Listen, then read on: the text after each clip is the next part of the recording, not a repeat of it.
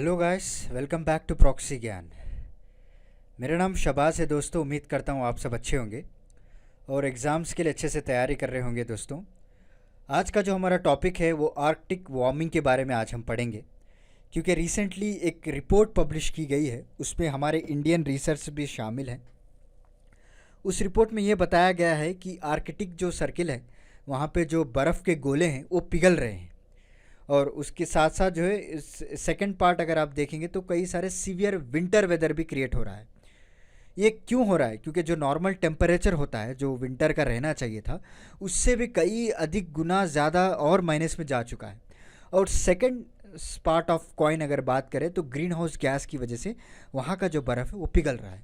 तो दोनों साइड्स आज हम इस लेक्चर में कवर करेंगे और इंडिया के ऊपर क्या इम्पैक्ट रहेगा और इस आर्कटिक वार्मिंग के ज़रिए से विंटर वेदर किस तरह से सीवियर होते जा रहे हैं और दूसरे जो कई सारे देश हैं जो यूके यूएसए उनके ऊपर किस तरह से प्रभावित होगा, ये सारा कुछ आज हम इस लेक्चर में पढ़ने वाले हैं दोस्तों। वेरी इंपॉर्टेंट लेक्चर है क्योंकि एनवायरनमेंट और इकोलॉजी से संबंधित जो क्वेश्चंस हैं वो एग्जामिनर आपको पूछता है एग्ज़ाम में। बिकॉज ये जो क्वेश्चंस है वो वेरी डायनामिक होते हैं और टाइम टू टाइम जो है इनका जो इम्पोर्टेंस है वो बढ़ता ही चले जाता है। ऐसा नहीं कि आपने जो कई सारे दूसरे क्वेश्चंस हो गए तो फिर दूसरी रिपोर्ट आ गई तो बदल गया। तो कहीं ना कहीं इस रिपोर्ट और जो अपकमिंग रिपोर्ट है वो इंटरलिंक रहता है। तो इसीलिए ना बड़े बड़े दिग्गज लोग बैठ के एक हॉल में एसी रूम में लगा कर ये लोग साइन करते हैं एग्रीमेंट, पेरिस क्लाइमेट डील, कि हम जो है टेम्परेचर को रोकेंगे, 1.5 डिग्री के नीचे लेकर आएंगे, हम नहीं बढ़ाएंगे। सारा कुछ वादे फैसले भाषण किया जाता है। क्यों, किस लिए? बिकॉज ये लोग जानते हैं कि अगर कुछ भी गड़बड़ हो जाए तो ये जो संतुलन है दुनिया का वो गड़बड़ा जाएगा।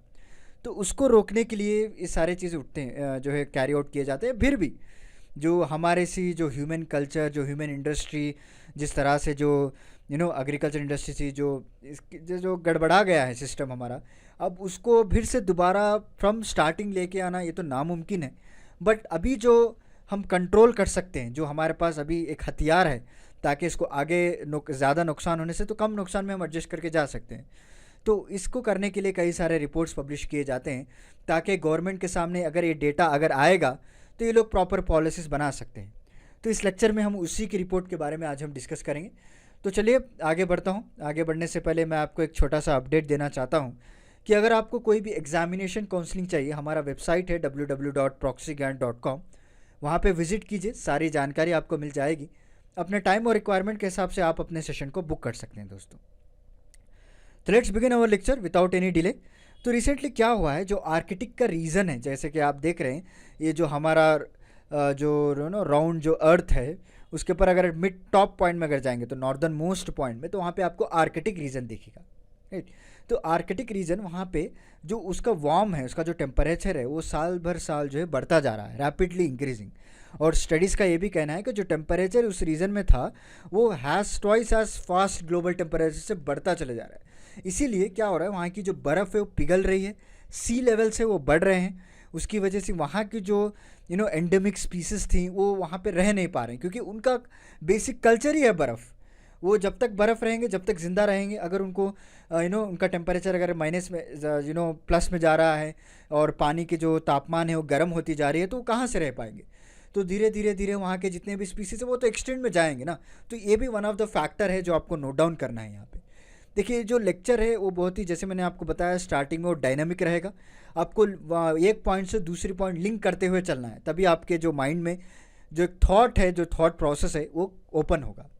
आपका जो है जैसा जो रिपोर्ट में वैसा पढ़ लिया आपने, उसको बट्टी मार लिया तो कुछ फ़ायदा नहीं है ना। अगर आपको कोई एनालिटिकल क्वेश्चन पूछ दे इंटरव्यू में, अगर इंटरलिंक पूछ दे, तो आप कैसा उसको आंसर कर पाएंगे? ओके, तो देखिए मैं पहले पॉइंट से आपको बता रहा हूँ, यहाँ पे टेम्परेचर रेज होने की वजह से मैंने स्पीसीज से अटैच कर दिया, राइट। तो चलिए आगे बढ़ते हैं नेक्स्ट। और ये फिनोमिना जो है, इसको साइंटिस्ट ने कहा है कि इसका नाम है आर्कटिक एम्प्लीफिकेशन। एम्प्लीफिकेशन का मतलब क्या है? मतलब चेंजेस होना, एम्पलीफाई होना। जैसे कि हम लोग जो है कार में एम्पलीफायर लगाते हैं, यानी बूस्टअप करते हैं हमारे साउंड को, हमारे चीज़ों को, राइट। तो उसी तरह एम्पलीफिकेशन कर रहा है ये जो टेम्परेचर। ये ग्रीन हाउस जो गैसेस हैं, पहली बात तो अर्थ का टेम्परेचर बढ़ा नहीं रहे हैं, ये तो ऑब्वियसली उनका काम ही है। उसके साथ साथ जो भी आर्कटिक एरिया में जो इनिशियली जो टेम्परेचर जो धीरे धीरे गर्म होता रहा था, उसको और भी एम्पलीफाई कर रहे हैं। और कई सारे ऐसे मल्टीपल फैक्टर्स हैं, जैसे कि ग्रीन हाउस गैस एमिशन, अभी मैंने आपको बताया, एटमॉस्फेरिक ट्रांसपोर्ट ऑफ हीट, जो हीट है जो ट्रांसफ़र हो रही है कई सारे डेंसली पॉपुलेटेड कंट्री से, वहाँ से जो हीट निकल रही है, एमिशंस निकल रहे हैं, वहाँ से हवा में मिलकर जो नॉर्दर्न हेमिस्फीयर में जा रहे हैं, ये ट्रांसपोर्ट होता रहता है, सर्कुलेशन जिसे कहते हैं ना हम, सर्कुलेशन, वो सर्कुलेशन होता रहता है। तो ये सारी चीज़ें मिलकर ऐसा इंपॉर्टेंट रोल प्ले कर रहे हैं, जिसकी वजह से आर्कटिक वार्मिंग जो है शुरू हो चुका है। ओके, रिसेंटली रिसर्चर्स की बात करें, इंडिया से, जैसे मैंने आपको बताया ना स्टार्टिंग में कि इंडिया भी शामिल है इसमें, इंडिया से लिए गए, ब्राज़ील से लिए गए और कई सारे डिफरेंट डिफरेंट कंट्रीज़ हैं। तो उन्होंने ये बताया कि जो आर्कटिक वार्मिंग है was behind the heat waves in India. तो मतलब ये है कि इंडिया में आप देख सकते हैं कि हीट वेव्स ओके उतना कॉमन नहीं है, बट ऑब्वियसली जो नॉर्थ स्टेट्स हैं वहाँ पे आपको ज़्यादातर देखने को मिलते हैं। तो उसके अलावा भी कई सारे ऐसे फैक्टर्स हैं जो आर्कटिक वार्मिंग हो रहा है। Okay, and this warming was found to have impact on the frequency, एक तो फ्रीक्वेंसी के ऊपर डिपेंड है और दूसरा intensity of heat waves. Okay, देखिए जब हीट वेव फॉर्म होता है किसी कंट्री में या फिर आसपास के एरिया में, तो उसकी जो फ्रीक्वेंसी रहती है ना वो बहुत ही ज़्यादा रहती है और इंटेंसिटी ऑफ जो हीट वेव्स रहती है वो भी बहुत ज़्यादा रहती है। तो अगर इसमें इतना तापमान हमको पाया गया कि it will transport into the atmosphere and hit to the Arctic region, तो वहाँ पे जो है आर्कटिक वार्मिंग होना स्टार्ट हो चुका है, not only from India, from many other countries. Okay, so ये जो एक काउंटर इनिशिएटिव है, there has also been few studies stating this Arctic warming has propelled a cold winter spells in North America. Okay, देखिए जब बर्फ़ पिघलेगा तो उसका जो वेदर है वहाँ पे और भी जो है इंक्रीज़ होगा। तो इसका इफेक्ट कहाँ देखने को मिल रहा है? नॉर्थ अमेरिका में हम लोगों को देखने को मिल रहा है। एक काउंटर इनिशिएटिव, एक जो है हीट वेव्स होने की वजह से बर्फ़ पिघल रहा है, उसका जो इम्पैक्ट है वो नॉर्थ अमेरिका में पड़ रहा है। समझ रहे हैं आप मैं क्या कहना चाह रहा हूँ आपको? One side of the coin is heat wave, second side of coin is winter spells. और ये जो नई स्टडी अभी पब्लिश की गई है, उन्होंने ये बताया है कि जो ये चेंजेस हुए हैं आर्कटिक रीजन में वो एंथ्रोपोजेनिक ग्लोबल वार्मिंग है। दोस्तों देखिए यहाँ पे एक छोटा कॉन्सेप्ट है, एंथ्रोपोजेनिक ग्लोबल वार्मिंग होता क्या है ये मैं आपको बता देता हूँ। ठीक है, देखिए बेसिकली एक कॉन्सेप्ट है जो कि ह्यूमन कल्चर की वजह से या फिर इंडस्ट्रीज़ की वजह से, यानी कोई भी जो मैन मेड हो उनके ज़रिए से जो एमिशंस एमिट होते हैं ना हवा में, वो जाकर मिल के जो हमारा जो अर्थ का टेम्परेचर है, अर्थ का काम ही क्या है, वो हीट को रिटेन करके रखता है। अगर हीट को रिटेन करना छोड़ दे तो सारी दुनिया बर्फ़ बन जाएगी। कि उतनी ठंड रहती है। तो तापमान को बनाए रखने के लिए एटमॉस्फेयर क्या करता है, हमारा नेचर ने इस तरह से डिज़ाइन किया है एटमॉस्फेयर को कि वो हीट को रिटेन कर सकता है ताकि बैलेंस बना रहे। अगर वो ज़्यादा रिटेन कर ले, जितने भी हम ग्रीन हाउस गैसेस एमिट करते रहें कंटिन्यूसली फैक्ट्रीज से, व्हीकुलर पोल्यूशंस जितने भी हम एमिट करते रहे, तो ऑब्वियसली रिटेन करेगा ही। तो ये जो भी एमिट हो रहा है वो तो मैन मेड ही हुए ना, नेचर थोड़ी एमिट कर रहा है। ठीक, तो इन चीज़ों को हम कहते हैं एंथ्रोपोजेनिक ग्लोबल वार्मिंग, यानी ह्यूमन मेड और इंडस्ट्रियल फैक्टर या फिर एग्रीकल्चर फैक्टर जितने भी हैं जहाँ पे एमिशंस निकलते हैं, तो उसके ज़रिए से जो ग्लोबल वार्मिंग फॉर्म होता है उसको हम एंथ्रोपोजेनिक कहते हैं। तो ये जब इस तरह से हो जाता है तो ये विंड सिस्टम को गड़बड़ा देता है। कि एक्चुअली अगर आप देखेंगे, मैं आपको नेक्स्ट इमेज में बताऊंगा, वहाँ पे आर्कटिक रीजन में स्ट्रेटोस्फेरिक पोलर वर्टेक्स बोल के कॉन्सेप्ट है, एक विंड सिस्टम है। ओके, तो ये होता क्या है मैं आपको पहले बता देता हूँ, उसके बाद आपको समझ में आएगा। देखिए यहाँ पे आप पिक्चर देख पा रहे हैं, जो टिप है, जो अर्थ का जो सर है, ऊपर का जो सर आप देख रहे हैं ब्लू राउंड से किया गया है, उसे कहते हैं स्ट्रेटोस्फेरिक पोलर वर्टेक्स। ओके, तो इससे क्या होता है, जो भी हवा, जो वेस्टर्ली विंड्स हम कहते हैं, ओके, तो स्ट्रेटोस्फीयर आप देखेंगे 10 to 30 माइल्स रहता है अबोव नॉर्थ पोल। ओके, तो ये जो 10 to 30 माइल्स है अबाउट नॉर्थ पोल, वहाँ पे क्या होता है, एक बैंड ऑफ वेस्टर्ली विंड्स रहते हैं, विंड्स जो कि यूके से, यूएस से होते हुए यूके से, okay, it will touch to the North America, it's revolving round the sun. Okay, तो ये जब विंड्स जो है एक लार्ज पूल ऑफ एक कोल्ड एयर को लेके आते हैं साथ में। समझ रहे हैं आप? पहली बात, पहला पॉइंट याद रख लीजिए, जो टिप ऑफ द अर्थ है उसको हम नॉर्दर्न हेमिस्फीयर कहते हैं और नॉर्थ पोल कहते हैं। ठीक है, नॉर्थ पोल से अगर आप स्केल लेके, टेप लेके मापेंगे ऊपर की तरफ 10 to 30 माइल्स आसमान की तरफ अगर मापेंगे, वो एरिया जो हम कहते हैं, मैं जस्ट एग्जांपल दे रहा हूँ, आप उस तरह से बस इमेजिन कीजिएगा। ओके, जब 10 to 30 माइल्स आप नॉर्थ पोल के ऊपर मापेंगे, ओके, टेप लेके आसमान की तरफ मापेंगे, तो वो जो जितना एरिया तुम लोग कवर कर रहे हो ना उसको हम स्ट्रेटोस्फीयर कहते हैं, मिसाल के तौर पर। तो यहाँ पे क्या होता है, जो वेस्टर्ली विंड्स जो आते हैं यूरोप से और कई नॉर्थ अमेरिका से वहाँ से, तो उसे आते आते क्या करते हैं साथ में अपने दोस्त को भी लेके आते हैं, उसका नाम है कोल्ड एयर। ओके, ठंडी हवा आती है वहाँ से। Okay, and there is an even stronger polar vertex in southern hemisphere, वो अलग पार्ट है वो। जब हम नॉर्दर्न की बात करें तो उसी के बारे में आपको बता देता हूँ, राइट।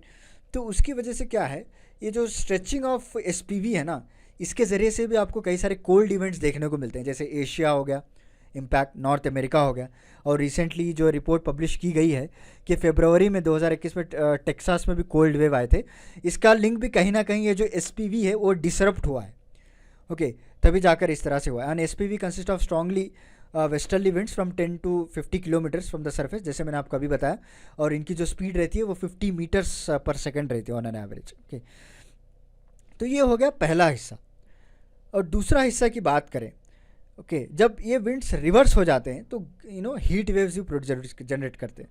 तो जो स्ट्रेचिंग इवेंट्स हैं ऑलमोस्ट जो है, जो green occurred before greenhouse gas emission began increasing, but the current emission are leading to the increase in the, अभी जो इंक्रीज हो रहा है ना ग्रीन हाउस गैस एमिशन, वो भी कहीं ना कहीं इसमें फैक्टर प्ले कर रहा है। Okay, and when the polar vortex is nice and circular, that sign की cold air is bottle up all over the Arctic.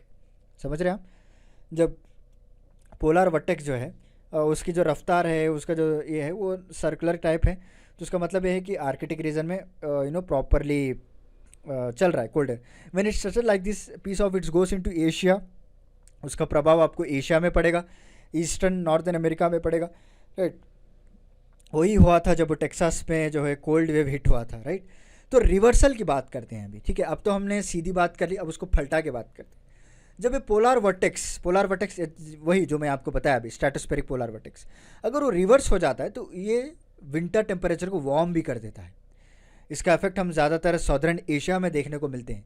और जब इनको पूछा गया था साइंटिस्ट को कि इसका इफेक्ट क्या इंडिया में भी देखने को मिलेगा, वो इन्होंने कहा है कि अभी उतना हमारे पास स्ट्रॉन्ग सिग्नल्स नहीं है कि इंडिया में इसका प्रभाव पड़ सकता है, बट मोस्ट स्लाइटली अगर आप देखें तो यहाँ पे जो हमारे इंडियन टेम्परेचर है वो आगे चलकर बढ़ भी सकते हैं। And team is currently studying the various dynamics, तरह तरह के इसके प्रॉस्पेक्ट्स को स्टडी किया जा रहा है कि क्यों ये जो एसपीवी है, जो जिसे हम कहते हैं स्ट्रेटोस्फेरिक पोलर वर्टेक्स, ये डिफरेंट डिफरेंट कंडीशंस में डिफरेंट एक्ट कर रहा है, कभी रिवर्स कर रहा है, कभी जो है नॉर्मल हो रहा है, और क्यों जो एक्सप्लोर किया जा रहा है कि स्ट्रॉन्गर फोर्सिंग जो है किस तरह से इम्पैक्ट पड़ेगा आने वाले कुछ दिनों में। और फाइनली ये लोग लिखते हैं कि जो पैटर्न है, जो परक्यूसर पैटर्न इसे कहा जाता है स्ट्रेचिंग इवेंट्स का, इसके ज़रिए से जो है अगर हम इसको प्रॉपरली स्टडी कर लेंगे तो एक वार्निंग लीड भी हम जनरेट कर सकते हैं। जो जितने भी सारे कंट्रीज़ हैं, एशिया, कनाडा, यूएस, जहाँ ज़्यादातर आपको कोल्ड वेव हिट करते हैं, तो उनके लिए भी प्रॉपर प्लान स्ट्रैटेजी बनाया जाएगा, ताकि उनके जो ह्यूमन कॉस्ट है, इकोनॉमिक कॉस्ट है, जिस तरह से वो हिट करते हैं, जो हिट होते हैं सीवियर विंटर को लेकर, तो वहाँ पे कंट्रोल कर पाए। तो चलिए देखते हैं आगे चलकर हमारे रिसर्चर्स किस तरह से डेवलप करते हैं और क्यों ये फिनोमिना डेवलप हो रहा है इस तरह से अनइवनली। इसके ऊपर कोई डेवलपमेंट होता है तो हम लोग इसके ऊपर दोबारा से लेक्चर लेकर आएंगे। तो चलिए मिलता हूँ मैं आपको अगले लेक्चर के साथ। आज का लेक्चर यहीं पे समाप्त होता है। बहुत ही डायनामिक है और थोड़ा क्रिटिकल भी है, आप 1 से 2 बार देखिएगा और ये सारे पॉइंट्स को पढ़िए ताकि आपको समझ में आ जाएगा। ओके, तो चलिए मिलता हूँ मैं आपको अगले लेक्चर के साथ कुछ इंटरेस्टिंग टॉपिक के साथ। तब तक के लिए धन्यवाद दोस्तों।